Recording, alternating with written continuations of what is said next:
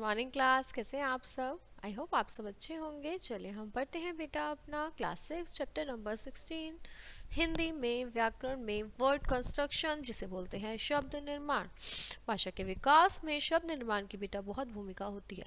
शब्द निर्माण की प्रक्रिया कैसे कैसे जो है उत्पन्न होती है, संधि द्वारा, उपसर्ग द्वारा व प्रत्यय द्वारा। दो वर्णों के मेल को बेटा क्या कहते हैं? संधि। संधि क्या है? वर्णों के मेल से जो विकार उत्पन्न होता है। संधि के तीन भेद हैं: स्वर संधि, व्यंजन संधि, विसर्ग संधि। स्वर संधि बेटा देखिए, जहां स्वरों का स्वर से मेल होता है वहां पर स्वर संधि होती है। जैसे हिम धनालय, हिमालय। अ और आ स्वर है ना बेटा, सदा धन एव, सदैव। तो इसमें क्या है बेटा, हमारे स्वर मिल रहे हैं आपस में। देखिए ये स्वर है सारे हमारे। सूर्य धन अस्त, सूर्यास्त। पो धन अन, पवन, पवन। नय धन अन, नयन।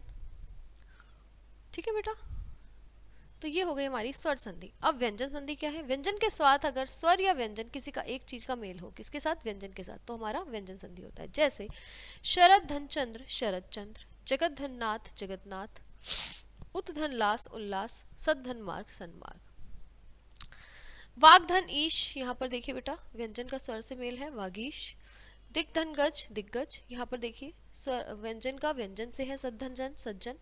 व्यंजन का स्वर से है, जगत धन ईश, जगदीश। थर्ड आती है बेटा आपकी विसर्ग संधि, जब विसर्ग के बाद आने वाले व्यंजन का मेल होता है। जैसे निह धन तेज, निस्तेज। निह धन आशा, निराशा। निह धन रस, नीरस। पो पुनः धन मिलन, पुनर्मिलन। मन धन रंज, मनोरंजन। निह धन चल, निश्चल। तम धन गुण, तमोगुण। तप धन वन, तपोवन। निह धन रोग, निरोग। निह धन धन, निर्धन। अध धन गति, अधोगति। मन धन रथ, मनोरथ। और मन धन बल, मनोबल। दो धन उपयोग, दुरुपयोग। दो धन साहस, दुस्साहस। अब आता है बेटा हमारा नेक्स्ट उपसर्ग। किसी शब्द से पूर्व लगकर उस शब्द के अर्थ को बदल देने या नया अर्थ देने वाले शब्दांश को उपसर्ग कहते हैं। जैसे कि बेटा उपसर्ग संस्कृत उपसर्ग, हिंदी उपसर्ग और उर्दू उपसर्ग। संस्कृत उपसर्ग में क्या होता है बेटा, जैसे देखिए पहले लगता है ये शब्द के, अधिक के पहले लगा अत्यधिक। ठीक है, रिक्त के पहले लगा अतिरिक्त। अत्यधिक के पहले लगा अति। अतिक्रमण के पहले अति, क्रमण के पहले, अंत से पहले अति, अत्यंत बन गया। हिंदी के उपसर्ग बेटा देखेंगे हम जरा। भाव से पहले लगा अभाव।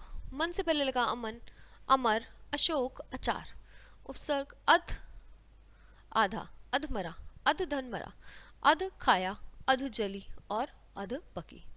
ठीक है, अध लगा हमारा। अन हो गया बेटा, अन का मतलब होता है नहीं, अभाव, अनपढ़। मोल से पहले लगा अनमोल।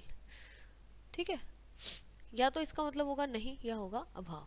उर्दू के उपसर्ग बेटा कैसे हैं? जैसे कम, थोड़ा।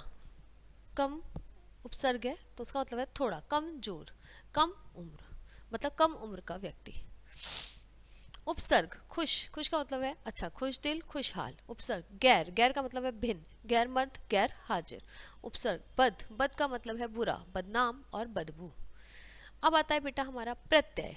किसी शब्द के अंत में लगाकर उस शब्द के अर्थ को बदल देने वाला जो होता है या नया अर्थ देने वाला शब्दांश को प्रत्यय कहते हैं। प्रत्यय दो प्रकार के होते हैं, कृत और तद्धित प्रत्यय। कृत प्रत्यय क्रिया के मूल धातु के रूप में लगाकर संज्ञा और विशेषण शब्दों की रचना करते हैं। जैसे सज धन आवट, सजावट। सज में आवट लग गया, धातु में प्रत्यय लग गया। ऐसे ही बन में वाई लग गया, बनवाई। कृत प्रत्ययों द्वारा बने शब्द कृदंत कहलाते हैं। सजावट और बनवाई कृदंत है। कृत प्रत्ययों के 5 भेद होते हैं: कृतवाचक, भाववाचक, कर्मवाचक, करणवाचक और विशेषणवाचक। कृतवाचक कृत प्रत्यय नृत, गय, चाल, लिख, घूम, पी, भूल। अक और अक्कड़ बनके नर्तक, गायक, चालक, लेखक। घुमक्कड़, पियक्कड़, भुलक्कड़। ठीक है बेटा, ऐसे ही कर्मवाचक कृत प्रत्यय बनके खेल में लग गया खिलौना, औना लग गया तो बिछ में लग गया बिछौना। ऐसे ही बेटा फिर आगे हमारा गा में लग गया गाना और लिख में लग गया लिखना। करणवाचक कृत प्रत्यय भूल में लग गया बेटा आ, भूला। भटक में लग गया भटका। बेल में लग गया बेलन और झाड़ में लग गया झाड़न। भाववाचक कृत प्रत्यय बेटा भिड़ंत, रटंत और गणंत। उठा, चला, पड़ा, लिखा।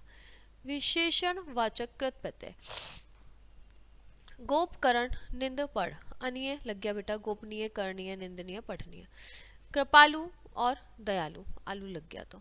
तद्धित प्रत्यय संज्ञा सर्वनाम विशेषण शब्दों के अंत में नए जो शब्दों की रचना करते हैं वो लगकर वो होते हैं तद्धित प्रत्यय। जैसे कि भीख में लग गया आरी तो भिखारी बन गया, जुआ में लग गया आरी जुआरी पुजारी।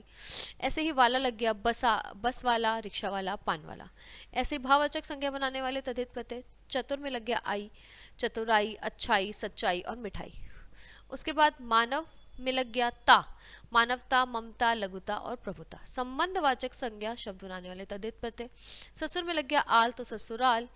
फूफा में लग गया एरा, फुफेरा, मसेरा, चचेरा और ममेरा। विशेषण बनाने वाले तद्धित प्रत्यय। लोक में लग गया इक तो लौकिक, नीति में लग गया एक तो नैतिक, इतिहास में लग गया ऐतिहासिक, धर्म में लग गया धार्मिक, शक्ति में लग गया वान, शक्तिवान, धनवान, गुणवान और बलवान। अब लघुतावाचक तद्धित प्रत्यय। छोटा में लग गया ई, छोटी, रस्सी, मटकी और पहाड़, पहाड़ी। कोठा में लग गया कोठारी, छतरी, बांसुरी। भाववाचक संज्ञा बनाने वाले तद्धित प्रत्यय। बिहार में लग गया ई, बिहारी, पंजाबी, बंगाली और जापानी। कोलकातिया, रामपुरिया और भगलपुरिया। स्त्रीलिंग बनाने वाले तद्धित प्रत्यय। चाची, मामी, नानी और बेटी। हथिनी, मोरनी, शेरनी, चोरनी। अब तक हमने सीखा शब्द निर्माण की प्रक्रिया के कुछ रूप हैं संधि द्वारा, उपसर्ग द्वारा, प्रत्यय द्वारा। दो वर्णों के मेल को संधि कहते हैं। संधि के वर्णों के मेल से विकार उत्पन्न होता है। संधि के तीन भेद हैं, स्वर, विसर्ग और व्यंजन। किस शब्द के पूर्व लगाकर उसके अर्थ बदल देने वाले शब्द को कहते हैं उपसर्ग। उपसर्ग तीन प्रकार के होते हैं, संस्कृत, हिंदी और उर्दू। किस शब्द के अंत में लगकर उसके अर्थ को बदल देने वाले शब्द होते हैं हमारे प्रत्यय। प्रत्यय दो प्रकार के होते हैं, कृत प्रत्यय और तद्धित प्रत्यय। ठीक है बेटा, तो ये था हमारा जो है शब्द निर्माण, वर्ड कंस्ट्रक्शन, जो चैप्टर है आप कहीं पे फिनिश होता है। अब आप इसकी प्रैक्टिस करिएगा और इसको समझिएगा अगेन। ठीक है बेटा, चलिए अब हम मिलते हैं आपको नेक्स्ट क्लास में। तब तक के लिए bye bye, have a nice day students.